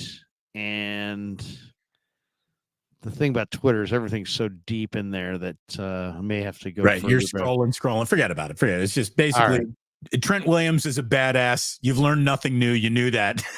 There you go. Flav's in the house. He says, anyone know what Sirianni apologized for or said at the end of the game? I assume it had to do with the Greenlaw thing, but wonder what was said. Yeah. Hey, Kyle, I know we got this big dopey security guy, and I know he made contact with your guy. I'm sorry your best defensive player got ejected in the middle of you destroying us, and I can only imagine that you guys probably would have hung 50 on us and really embarrassed us if your best defensive player didn't get taken out of the game. And your leading tackler, but hey, man, we're cool. We're cool. Something like that. I mean, look, Sirianni is right to apologize for that because it was an embarrassing moment for the Eagles. Do we know that he apologized at all? I think he did. I think there was a little bit of a sorry about that. It looked like it going on. I don't know. Sorry about Big Dom. He's just, yeah. What can we say? Dom got a bad chicken parm. He was upset all day. Yeah. Seriously. Tom didn't get the Philly cheese that he wanted for lunch, and he was in a bad mood. Bobby G916 says Kyle got too cute in the first quarter, and that could have come back to bite them. The adjustment, Deebo. He needs to run the ball out of the backfield 5 to 8 times a game. Yeah, Deebo as a runner is probably as dangerous as Deebo as a receiver. I love Deebo in anything where he has 3 to 5 yards or 3 to 5 steps of momentum. He reminds me of kind of a more physical version of Terrell Owens when he's got 3 steps. Like Deebo, I think is pretty ordinary as far as a route runner. I think his hands are good, but nothing special. His route running's good, but not special. His separation ability is good, but not special. Where he's special is when you can get him the ball in his hands with 3 steps of momentum. Then it's like nobody wants any. Nobody wants to tackle that guy when he's got 3 to 5 steps of momentum. You just don't want it. He's a better football player than he is a wide receiver. And I mean that with all due respect. I really do. But He's just a beast of a runner. I mean, Yeah. you don't want to try. You don't want to try to tackle him. He's a tremendous runner at 225 pounds. Dale says took 3 49er flags to score on the tush push. Yeah, there were penalties there, weren't there? Flav says Cowboys line went from -2.5 to -3.5 against Philly next week. Dallas is favored by 3.5. I don't think they've lost at home, Larry. Oh, I know. They're explosive. Niners are 12.5 point favorites, by the way. Tom Riley became a YouTube member. Little clap for Tom Riley. Look at Tom. And you too can be a YouTube member. Before we go any further, let's shout out our channels and our sponsors. Damon's got over 10,000 now on YouTube. Just crested the 10,000 hill. Larry, can we update you? 12,400. 12,400. We have added 2,500 subscribers in the last 5 days. Wow. That's unbelievable. It's really something.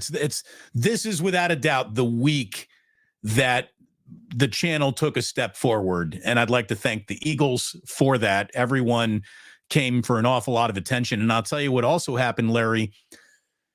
You had a radio station drive their audience to me in a way that they should be very regretful for. I mean, that KNBR, after you and I did a video, after I did a video, after the layoffs and the latest developments for terrestrial radio, you were the benefit of the KNBR unhappiness. Without a doubt, KNBR pushed a significant portion of their audience my way, and I thank them for it.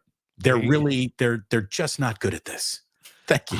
And I'm sitting now at 29,347. We passed 29,000 on Friday, so we picked up 347 just since Friday. Oh, Larry, I do have another milestone to share. Guess what? Woke up and saw this morning. What's that? I joined the 1 million club. I've got 1 million views on the channel now. I've finally passed 1 million. Now you put 1 million views together every 2 weeks, you monster, you. But I'll get there eventually. Give me a little time to catch up with you. But thank you so much for all you've done, Larry. You and your audience have helped me grow my channel tremendously, and it means an awful lot. And with all joking aside, I really thank you for it. You've been a friend and a mentor in some really hairy times in my career there, and it's meant a lot. And I don't like getting sincere or being too nice because it kills the image. Yeah, I mean, it's seriously. I mean, you're fucking soft, goddamn soft. No, no, but no, seriously. Everybody hit a like and subscribe on this channel. Hit a like and subscribe on Damon's channel. I'm at 29,348. We had a 1.5 million views of our videos and live streams in the last 4 weeks alone. Almost 250,000 watch hours of Krug Show content, and we've picked up close to over 2,000 subs in the last 28 days. So not 2,500 in a week like Damon, but 2,000 in a month. And the thing just keeps climbing and climbing and climbing. So thanks to everybody. Thanks also to New York Style Italian Sausage, Marin Auto Glass, and Pig in a Pickle, the best barbecue in all of Northern California. Make sure you join Damon and I on the 17th. We'll be at Pig in a Pickle for Niners Cardinals that afternoon from 1 to 6 o'clock. I'll be there hanging out. Kev, my entire family will be there. We'll be having some barbecue. We'll be watching some football, and we'll do our post-game show after Niners Cardinals from Pig in a Pickle. And Damon, the owner of Pig in a Pickle, very excited for it. So the 17th of December, join us. Kind of like an open house. Stop by, maybe go do some Christmas shopping, or watch the Niner game with us from Arizona, and then hang out for the post game. Love to see you all there. So you're all invited. Lots of Damons in your life right now, Larry. A lot of Damons in your life, in your YouTube life. That's going to be awesome. It's going to be a great event. Looking forward to it for sure. And again, before you get to Pig in a Pickle, get yourself to Ike's. Go get an Ike's sandwich. My man is trying so hard to feed you and bring Shohei Ohtani to San Francisco. What more do you want? What more do you want?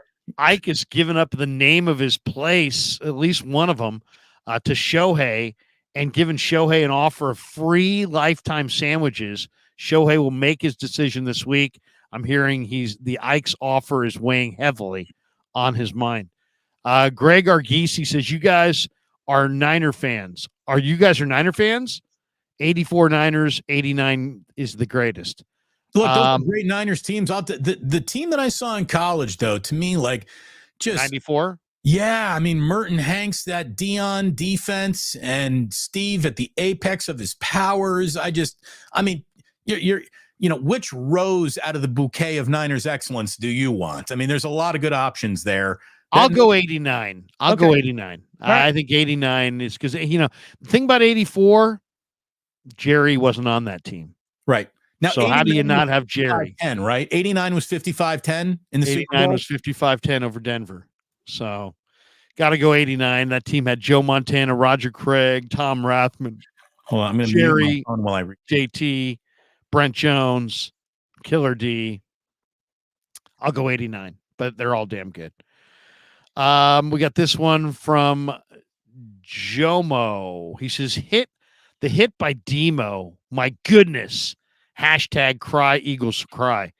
Yeah, the Deebo hit probably hurt the Eagle fan the most. DeAndre Swift got folded. It wasn't a tone setter. It was a punctuation on an afternoon of mollywopping the Eagles. Yeah, that was a good night, Eileen, man. Woo-wee. That one was unbelievable. Unbelievable. We got this one from JR. Says, you guys are now my favorite morning show, thanks to KMBR. There you go. It doesn't surprise me. It doesn't surprise me that as they dumped their morning show stalwart, we wound up with 2,000 people in our morning show on 49er Wake Up this morning. Well, we have a little bit of a market report.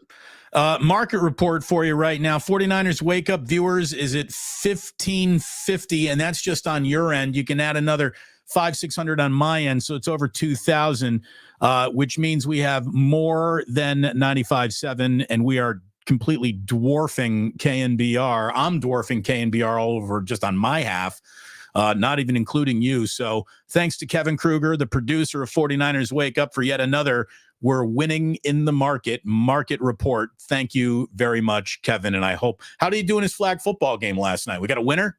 I don't know how he did. We got to find out. Yeah, man, seriously. leave the postgame show to go play some flag football. I better put up a W. Seriously. I mean, Kev, if you didn't deliver the W, shame on you. G. Martinez says, Krug, talk to Demo Lenore about that woo hit. Oh, yeah, I will.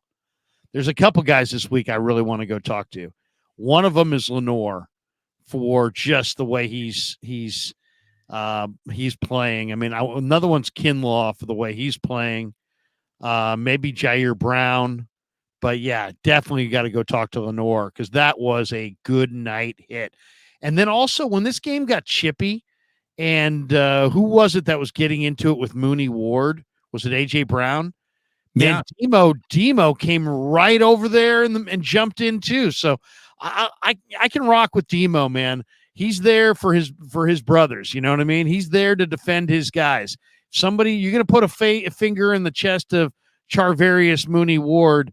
You're going to have some Demo Lenore in your grill, which is always nice. He's almost like the 49ers head of security. He will be there. He's like our Dom. He's your Dom. He's our Dom. No, I really like that. I just think that I would love to hear what Ambry Thomas has to say and what Jair Brown has to say. Jair Brown, man, he's taken to this defense like a duck takes to water. And I'm really happy that what I hoped and what I thought I saw out of a player in college is translating so quickly to an NFL career. Because look, just because you were good in college, the NFL does not really care about that. You either can play at this level or you can't. And he can. So I'd love you to talk to him as well, Larry. The other one I'm gonna get I gotta get the Dom perspective from Greenlaw, right? I mean, don't you think the Greenlaw interview will be a coveted interview this week? Dale drops this one. You should go up to him and call him Dom Greenlaw. Hey, Dom Greenlaw. Hey, what's up, Dom? What's going on? Or just start putting a finger in his face, kind of like, hey, man. Yeah, fist in the finger. And what's going on with what's going on? Larry Kruger from the Krug Show laid out the Krug Show no longer gaining subs because Larry is no longer with us. Dale, how many legit Hall of Famers are there on the 23 49ers, in your opinion? All right, let's. That's a great question. Let's go to the tape. Okay, so Let's go to the depth chart. So legit doesn't mean that their body of work is already got them in. Like, can they go? Is what we're asking, because I think He's saying how many guys on the 23 Niners are going to be in the Hall? Easily four. Easily. Let's go through the list. Trent Williams is going to the Hall of Fame. Christian McCaffrey is going to the Hall of Fame. Fred Warner is going to go to the Hall of Fame. Trent for sure. And you're saying McCaffrey for sure. Kittle's going to the Hall of Fame. Yeah, I bet he does go to the Hall of Fame. Okay, that's 3. Deebo, Ayuk? No. So those 3. How about Juice? Juice is going to win tons of rings. He's a fullback. If Lowe's not in, he's not in. Yeah, seriously. You can't have no Low Neal and have. How about Brock? Is Brock gonna make the Hall? It's still too early to even talk like that. I know.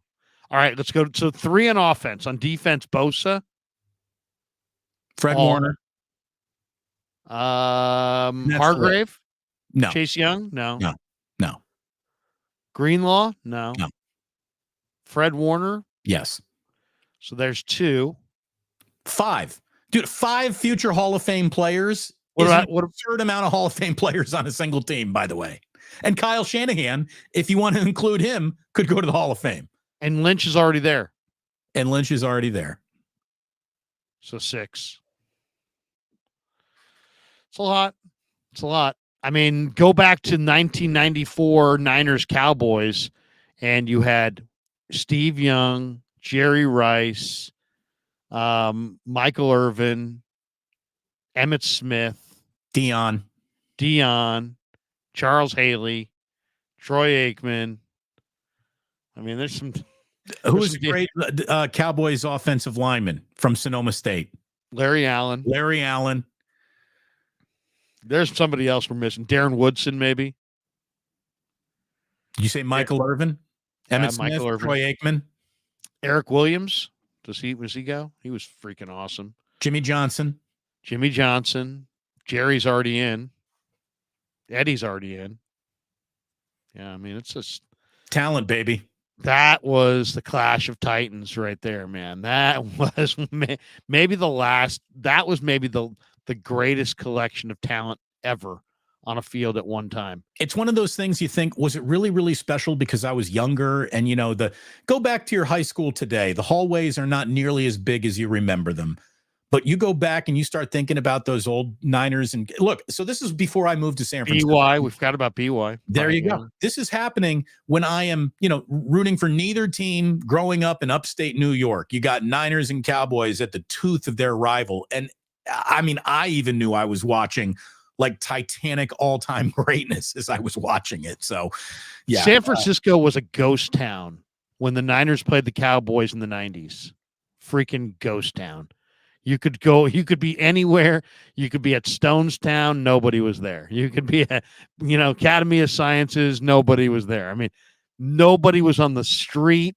I mean, it was probably like every Sunday in Green Bay, Wisconsin. It's like a small high school town on a Friday night. All shops are closed. Everyone's at the game. Everybody's at the game. Yeah, exactly. All right. Good stuff this morning. We are an hour and 53 minutes into the live stream. Still on my end, almost 1,400 people in the room. Thanks for joining us this morning on 49er Wake Up. Damon and I are going to be with you after every 49er game. We're going to try to do Monday and Friday. Are we going to come back on Friday here, Ralph, and continue this fine program? You and I make very good co-hosts. I think us working together is something that appeals to an awful lot of fans. Trent, it's so funny. We were just doing Mondays, then I talked to Tate, and I talked to the good people at Amici's, and everybody say, why don't you do Friday? And I said, well, I'm kind of busy on Fridays, but you know what? Friday and Monday would be great. I like Monday. I like Friday. They kind of bookend the week. You know what I'm saying, Trent? You know what I'm saying? You hear me? I hear you. And by the way, are there vegetarian options for me at Amici's, Ralph? Come on, I know deep down you're a meat eater. I can sense it. I hear it in your voice. You sound like a guy who has like a steak and maybe some bacon wrapped around it. Yes, there's veggies, and don't make fun of us vegetarians. We're healthy. We're gonna live longer. You need to know that. You realize that we're gonna live much longer than you because we eat these veggies. My favorite part. Hey, Tommy, the minestrone. The minestrone is the best soup I've ever had. And they put it you can get it in a cup. You can get it in a bowl. Like he's recapping all the different ways to serve soup. You can put it in a mug. You know what I like? I love when I get crackers and they get those small crackers. And what I do is I crunch them in my hand. I squeeze it in my hand, and then the crumbs fall in there, and they're interspersed between the chili, and I really love it. You know, I identify an awful lot with Dom. Now, I'd never go ahead and get myself involved in an NFL on-field altercation, but I can tell, too, that Dom would appreciate the minestrone. Why is it that there's always going to be an Italian guy, Tommy, that's making us look bad? I mean, I felt bad for my fellow paisans. I was embarrassed, but at the same time, I felt the brotherhood. And I told Tate, that's one of us. That's our guy. But then he's an eagle. Let's not forget, he's actually the enemy. What I love is the reaction of people who know exactly what the hell this is and people who have no idea what the hell this is in the chat room. If you grew up listening to San Francisco radio, maybe you get it. If you didn't, you have no idea what just happened over the last 3 minutes of this program. And I thank you very much for sticking with us and being patient. Larry, win of the year, game of the year, as good of a day Kyle Shanahan's ever had on a football field, and the Niners around him were just spectacular. Always spectacular working with you. I'm going to give you the final word here on the wake up, but thanks so much to everyone for all your support as the channel's growing this week. Please hit like and subscribe, and Larry and I will have an awful lot more for you individually and collaboratively. Lots more coming up in a season that's still got an awful lot more football in it. Let's enjoy the ride. Thanks so much. Damon, it's a pleasure. It's absolutely a pleasure. I never liked my interviews with you on 95.7 The Game. I'm going to say it right now, Damon. You took some low blows, but you went at me and you made me grow. And I'm better because I felt like there was real growth. As far as Lowry, that line in the elevator with John Lund that morning, you're like, hey, did you have a good day? And we were getting our asses stomped, and you knew that. That was mean-spirited, Lowry. And I've always liked John Lund. I'm a big fan of Damon. I like Gerald Hodges. But you, Lowry, I don't know if I can rock with you. I'll tell you that, Lowry. And I'll tell you deep down, I look at you, I look into your eyes, and I say, you know what? That guy's never torn his ACL.